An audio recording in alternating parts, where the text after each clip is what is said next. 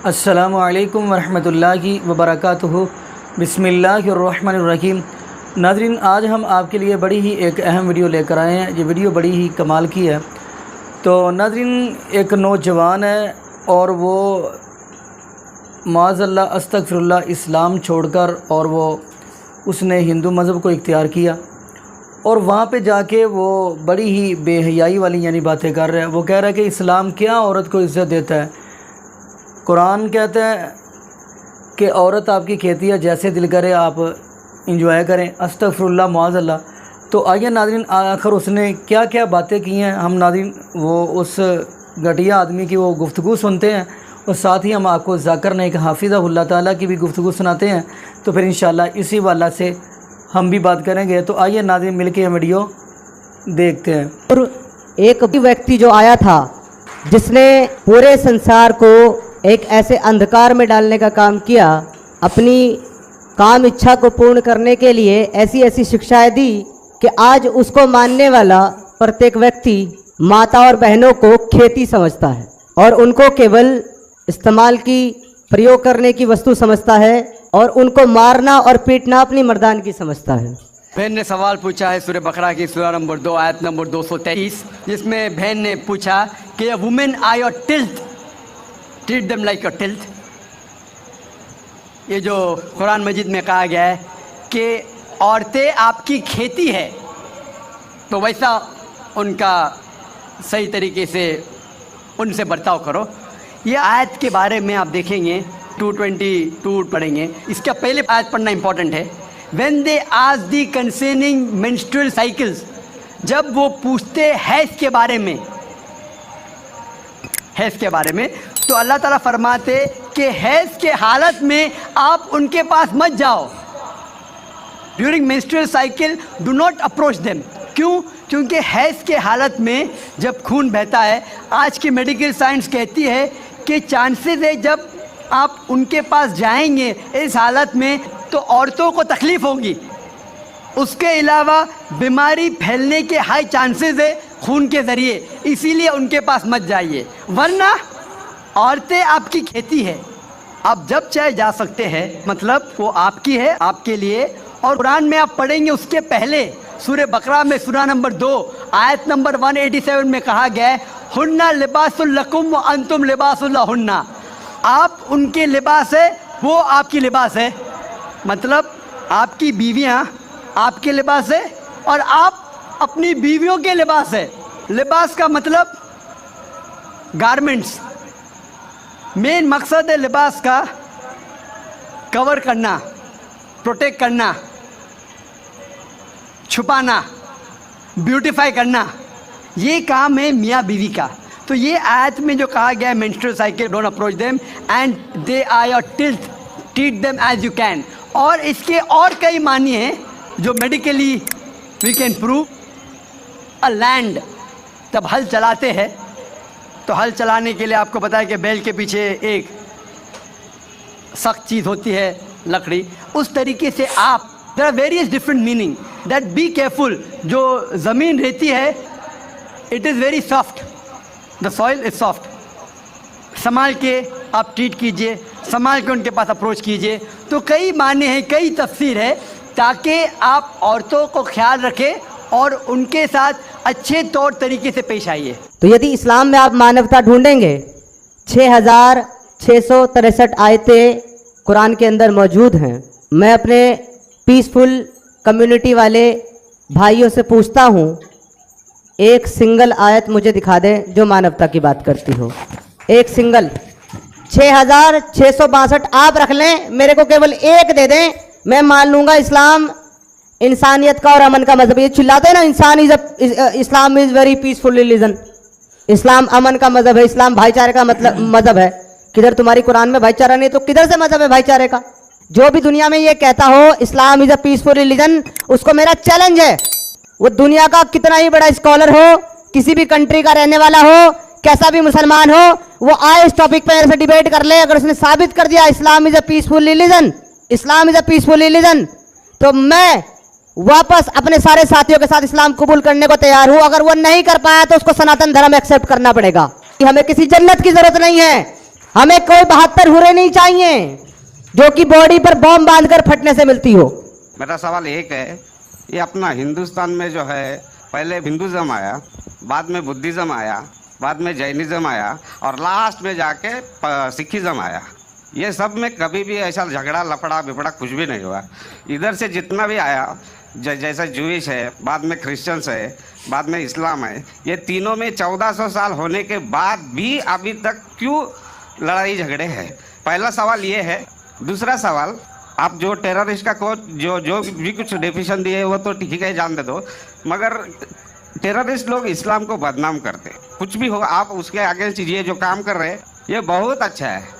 दूसरी बात, ये अभी जो इराक में वो अच्छा काम नहीं किए, कोई भी हो, मुसलमान हो, हिंदू हो, रिलीजियस प्लेसेस को ऐसा नहीं करना चाहिए। जरा बराबर से सवाल। भाई साहब ने 2 सवाल पूछा है। पहला सवाल पूछा है कि हिंदुस्तान में पहले हिंदू धर्म आया, हिंदुज़म आया, फिर बुद्धिज़्म आया, फिर जैनिज़्म आया, फिर सिखिज़्म आया। लफड़ा झगड़ा नहीं हुआ, लेकिन ये जुडाइज़म, क्रिश्चियनिटी, इस्लाम में हमेशा झगड़ा है। क्यों? आप शायद अपने मज़हब के बारे में नहीं जानते। आपने महाभारत पढ़ी? महाभारत पढ़ी आपने? पूरी महाभारत में झगड़ा ही झगड़ा है।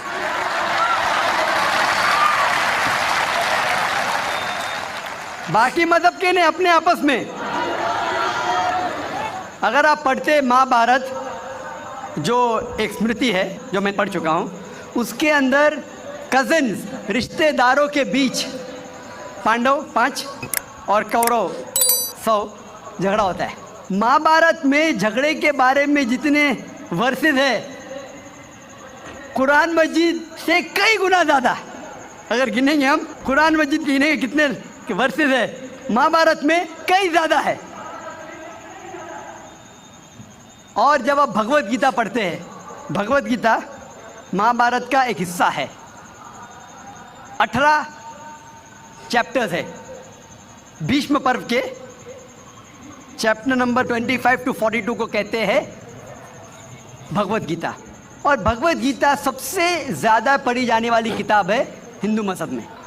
और यहाँ ये भगवत गीता श्री कृष्ण राय दे रहे, सलाह दे रहे, सजेशन दे रहे, एडवाइस दे रहे अर्जुन को। जब आप पढ़ते हैं Bhagavad Gita chapter number 1 verse number 45-46, Arjun जंग के मैदान में अपने हथियार को ज़मीन पे रखता है और कहता है श्री कृष्ण से, मैं जंग के मैदान में निहत्था मरना पसंद करूँगा बनिस्बत अपने रिश्तेदारों से लड़ूँ। ये कहता है, आपने पढ़ी होंगी। उसके फ़ौरन बाद चैप्टर नंबर 2 वर्स नंबर 2 और 3 में श्री कृष्ण कहते हैं अर्जुन से, अर्जुन तुम इतने बुज़दिल कब से बन गए? तुम नपुंसक कब से बन गए? How have these impurities come in your heart? How have you become important? वो कहते हैं कि क्षत्रिय का धर्म है लड़ना। फिर वर्स नंबर 31, 32, 33 में कहते हैं, वो क्षत्रिय खुशनसीब है जिसे लड़ने का मौका मिलता है। अगर आप लड़ेंगे तो आप स्वर्ग में जाएंगे, लड़ेंगे नहीं तो स्वर्ग में नहीं जाएंगे। कौन कहता है? श्री कृष्ण एडवाइस देते हैं अर्जुन को। अगर मैं कहूँगा कि आपके श्री कृष्ण कहते हैं कि रिश्तेदारों का कत्ल करो, ये शैतानी हरकत है। अगर मैं कहूँगा कि आपके हिंदू मज़हब की किताब में सिखाया जाता है कि रिश्तेदारों का कत्ल करो, ये शैतानी हरकत है। वो हिंदू मुझसे कहता है लेकिन ये जंग है हक और बातिल के दरमियान। मैं बोला कुरान मजीद में भी वही लिखा है, हक और बातिल के दरमियान। मैं जानता हूँ हिंदू मज़हब में ये नहीं लिखा है कि रिश्तेदार कत्ल करो, लेकिन हक के लिए लड़ना भी पड़े, नो प्रॉब्लम। चाहे वो आपके रिश्तेदार हो, चाहे वो आपके वालिदैन हो, नो प्रॉब्लम। तो ये श्री कृष्ण कहते अर्जुन से। और जो क्रिटिक्स ऑफ इस्लाम उछालते मोहम्मद सल्लल्लाहु अलैहि वसल्लम की हदीस को, सही बुखारी की जिल्द नंबर 4 हदीस नंबर 46 किताब जिहाद में अल्लाह के रसूल कहते कि जो भी मुजाहिद जिहाद के लिए जाता है, अगर उसका कत्ल होता है तो वो जन्नत पे जाता है, अगर वो जिंदा वापस लौटता है तो उसे इस दुनिया का माल मिलता है।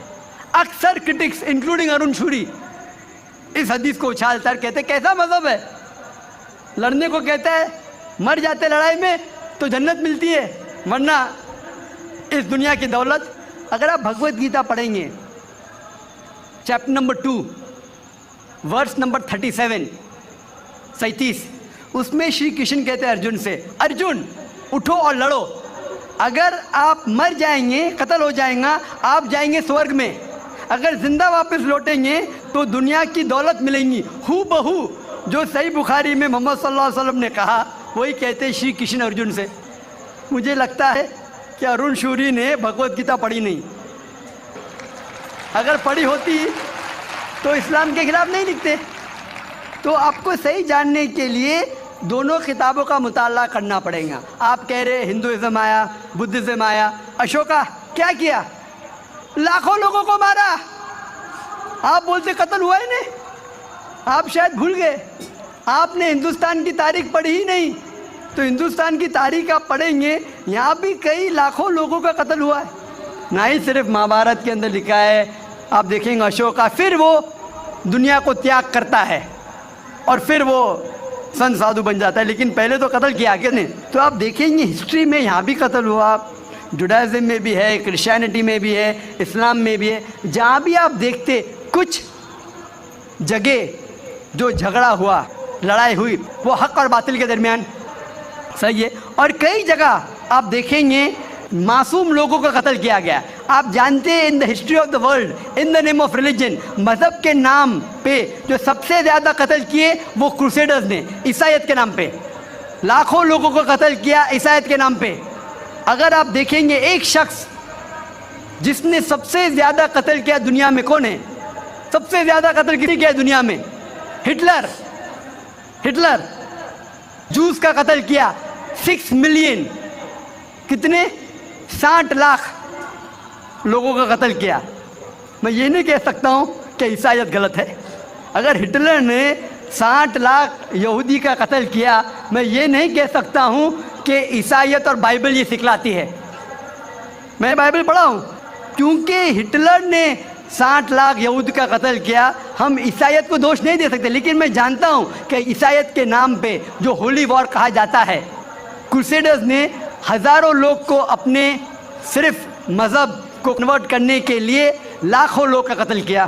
तो आप देखेंगे कई तारीख है, हिंदुस्तान में है, हिंदुस्तान के बाहर भी है, हिंदुइज़म में भी है, बुद्धिज़्म में भी है, आप देखेंगे क्रिश्चियनिटी में भी है, इस्लाम में भी है। लेकिन जब टकराव होता है हक़ और बातिल का, तो हक़ के लिए बातिल के ख़िलाफ़ हमें लड़ना ज़रूरी है।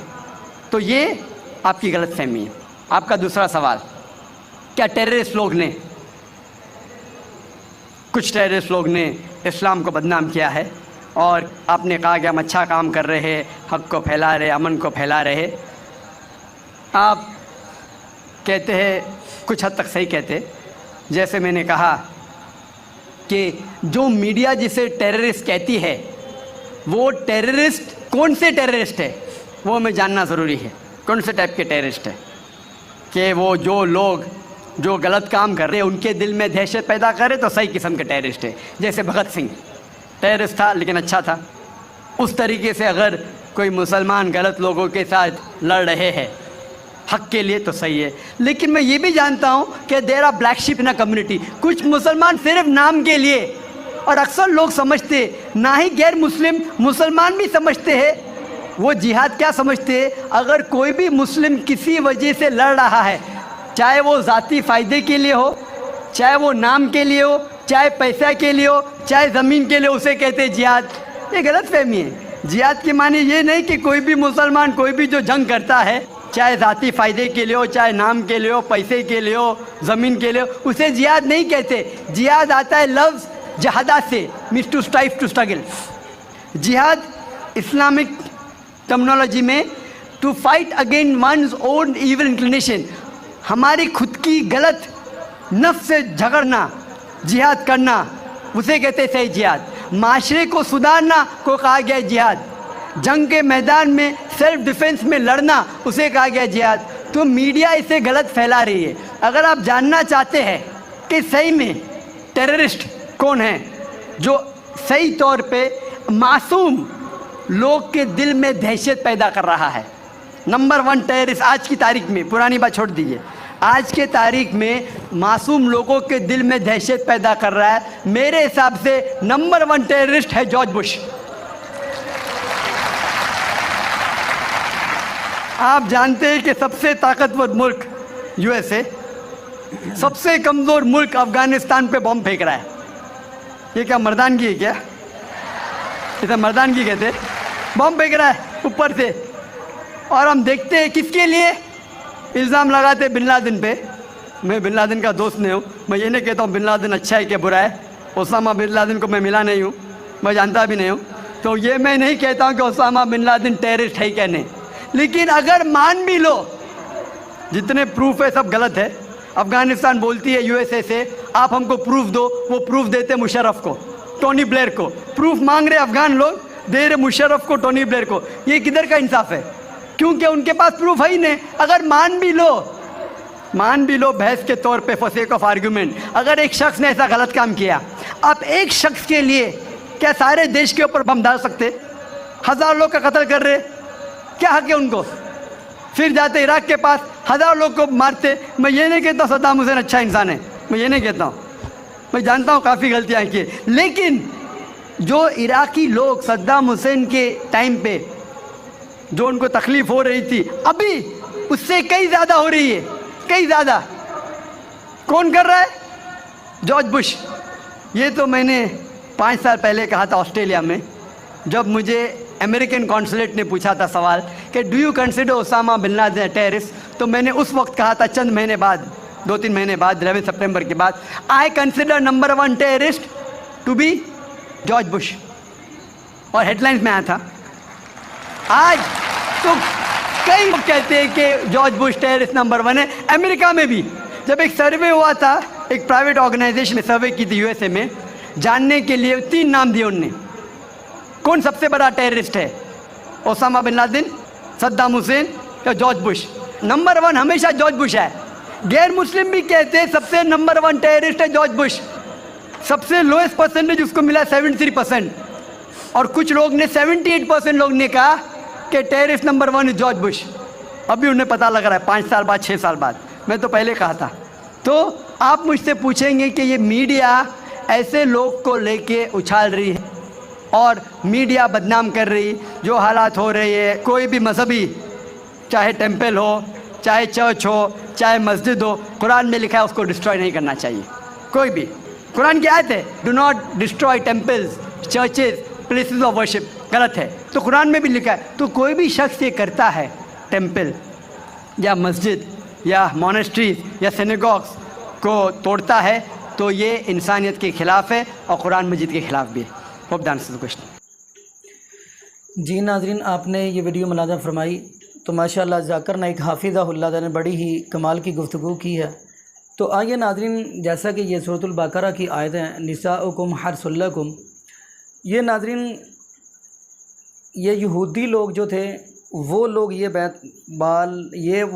बात कहते थे कि देखिए शरीयत ने जो इजाज़त दी है कि वो आपको पता है कि किधर से, यानी कि औरत के साथ हम बिस्तरी करनी है। और जो यहूदी थे वो कहते थे, हालांकि जिस चीज़ से अल्लाह पाक ने ये भी बात बताता चलो मना फरमाया हमें उधर यानी जाना नहीं चाहिए, तो यहूदी कहते थे अल्लाह पाक ने ये क्यों कहा हर सुल्ला को भी आपकी कहती है, यानी कि यानी शरीयत के मुताबिक जहाँ यानी कि जिस जगह पे आपने जाना है वहाँ पे ही जाना, चाहे यानी कि बंदा दूसरी यानी कि दूसरे तरीके से कर ले, लेकिन जाना वहाँ पे ही है। यानी कि यहूदी ये कहते थे कि अगर हम दूसरी तरफ से आते हैं तो बच्चा, कहते हैं ना पंजाबी में, बहंगा यानी कि पैदा होगा। तो अल्लाह पाक ने उनका जवाब देने के लिए कहा कि है, यानी कि इसलिए कहा कि ये औरत खेती है जैसे दिल करे, लेकिन हाँ जिस चीज़ की शरीयत ने इजाज़त दी है वही तक हम रह सकते हैं, उससे हम अल्लाह की हदूद से हम बाहर नहीं जा सकते। तो नाज़रीन, आप हैरान हो गए कि अबू बकर सिद्दीक़ रज़ी अल्लाह तआला का दौरा खिलाफत था, तो ग़ालिबन उन्होंने भी ये जो बंदा ये काम करता, जो नबी लूत अलैहिस्सलाम की कौम ये जो काम करती थी, तो अबू बकर सिद्दीक़ रज़ी अल्लाह तआला ने सहाबा से मशवरा लिया, तो हज़रत अली मुर्तज़ा रज़ी अल्लाह तआला ने कहा कि ऐसे बंदे को जला दिया जाए। तो नाज़रीन दुआ करें अल्लाह पाक हमें ऐसी लानत से महफूज फरमाए कि जिसकी वजह से हम अल्लाह के यहाँ हमारी पकड़ो। और ये भी दुआ करें अल्लाह पाक हमें शरीयत के मुताबिक अपनी ज़िंदगी गुजारने की तौफीक दे दे। और ये भी दुआ करें अल्लाह पाक हमें ज़िंदा रखे तो इस्लाम पे, मौत दे तो ईमान पे। जज़ाकुमुल्लाहु खैरा, अहसन जज़ा। अस्सलामु अलैकुम वरहमतुल्लाहि वबरकातुहू।